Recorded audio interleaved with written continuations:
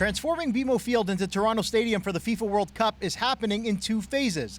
The first is complete and contains several permanent elements like luxury suites, which will be used for heads of states and other global stakeholders during the tournament.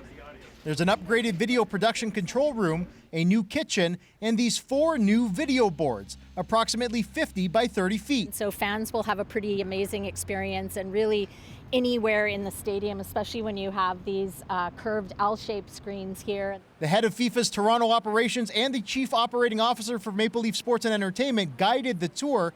MLSE is pitching in $23 million to upgrade BMO Field, which it manages for the city. Toronto is footing the rest of the bill at $123 million. The biggest challenge is adding 17,000 seats to bring the venue's capacity to just over 45,000.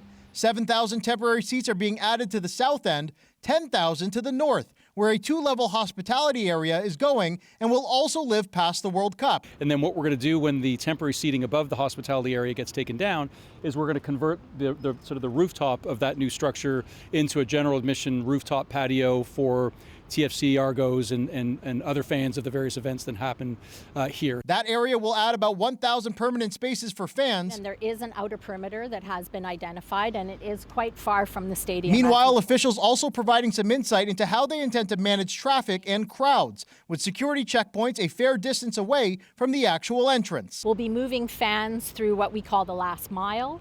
That will be animated and have activations that will make it interesting and hopefully fun to be part of that sort of chain and pathway to get into the stadium itself. The mobility plan is still being finalized and will be largely dependent on what time matches will be played. There will be transportation hubs for both GO service and increased TTC streetcar service. There will be very limited parking. Work on Phase 2 will begin shortly after the Women's Northern Super League plays its championship match on November 17th.